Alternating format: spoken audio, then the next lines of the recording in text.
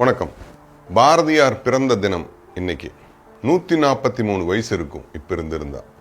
அவரை பத்தி சில குறிப்புகள் சொல்றேன், கண்டிப்பா கேளுங்க. பாரதியார் உயிரோடு இருந்தபோது அவரையும் அவரின் குடும்பத்தையும் வறுமையின் கோரப் பிடியில் உழல விட்டு கண்டும் காணாது போல் இருந்தது அவரை சுற்றி வாழ்ந்திருந்த சமூகம்.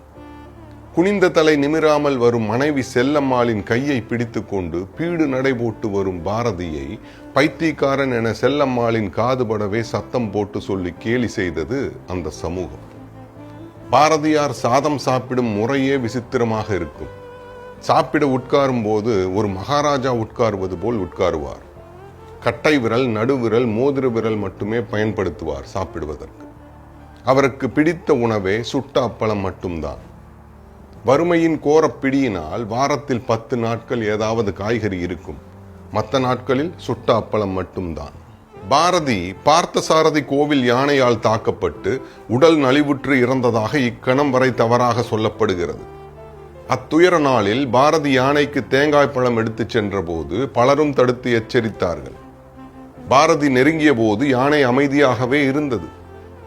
துதிக்கையால் தேங்காய் பழத்தை பற்றாமல் பாரதியின் இடுப்புக்கு மேலே சுற்றி தன் 4 கால்களுக்கு நடுவே வீசியது. கண்ணிமைக்கும் நேரத்தில் குவளை கண்ணன் என்கிற பாரதியின் நண்பரான அந்த புண்ணிய ஆத்மா தன் உயிரையும் பொருட்படுத்தாமல் யானையின் கால்களுக்கு நடுவே புகுந்து பாரதியை தன் தோளில் போட்டுக் கொண்டார். யானை நினைத்திருந்தால் தன் கால்களுக்கு நடுவே இருக்கும் இருவரையும் அக்கணமே நசுக்கி இருக்க முடியும். தான் பண்ணிய மாபெரும் தவறு அதற்கு உணர்ந்ததோ என்னவோ, அதற்கு பிறகு அதனிடத்தில் எந்த சலனமும் இல்லை. கீழே பாரதி விழுந்தபோது முண்டாசு இருந்ததால் பின்புற மண்டை தப்பியது. கட்டாந்தரையில் விழுந்ததில் முகம், மூக்கு, தோள்பட்டை, முழங்கை, முழங்கால்களில் இரத்த காயத்தோடு பாரதி மயங்கினார். காயம்பட்ட கவிஞனை மருத்துவமனையில் நண்பர்கள் கொண்டு போய் சேர்த்தனர்.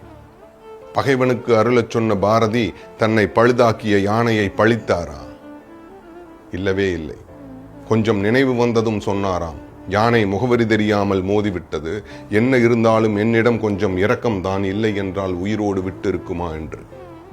காயம் ஆறத் தொடங்கியது. பாரதியும் சுதேசமுத்திரன் அலுவலகத்திற்கு 5-6 மாதங்கள் சிரமத்தோடு சென்று வந்தார். காயம் மாறியதே தவிர அந்த அதிர்ச்சியோ வியாதிகளை அழைத்து வந்தது.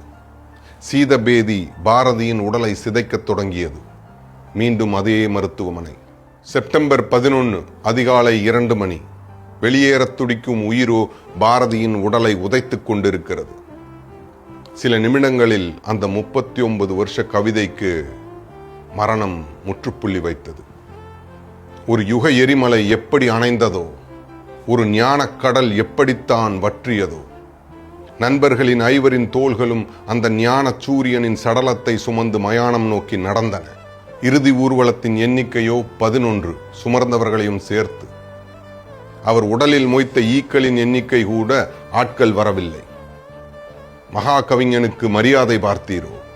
இது புலிகளை மதிக்காத புழுக்களின் தேசமன்றோ? தூக்கிச் சென்றவர்களோ தோளின் சுமையை இறக்கி வைத்தார்கள். ஆனால் துயரத்தின் சுமையை, 1000 கவிதைகளை உச்சரித்த உதடுகளை, ஞான வெளிச்சம் வீசிய அந்த தீச்சன்ய விழிகளை, ரத்தம் வற்றினாலும் கற்பனை வற்றாத அந்த இதயத்தை தேடித் தின்றன தீயின் நாவுகள். மகாகவிஞனே, எட்டயபுரத்து கொட்டு முரசே, உன்னை பற்றி உள்ளூரே தெரிந்து கொள்ளாத போது இந்த உலகுக்கு தெரிவதேது? உன் எழுத்துக்களை வாழ்க்கைப்படுத்தினால் அன்றி உன் பெயரை உச்சரிக்க எமக்கு யோகிதைதான் ஏது? இந்த பதிவிலிருந்து நாம தெரிஞ்சுக்க வேண்டியது, எரிக்கப்படுகிற வரைக்கும் வாழ்வில் அப்படி வறுமைப்பட்டவரும், எரித்து முடிந்த பிறகு வாழ்வில் இப்படி பெருமைப்பட்டவரும் அவரை போல் இன்னொருவர் இல்லை. 39 வாழ்வு ஆயின் 300 ஆண்டு எழுத்து. மகாகவியோட பதிவை அவரோட வார்த்தையை வச்சே முடிக்கணும்னு நினைக்கிறேன். உயிர்கள் எல்லாம் தெய்வமன்றி பிறவொன்றும் இல்லை. ஊர்வனவும் பரப்பனவும் நேரே தெய்வம்.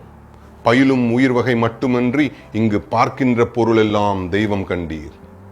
எழுத்துகோளும் தெய்வம், என் எழுத்தும் தெய்வம். My name is Niaz Bashir.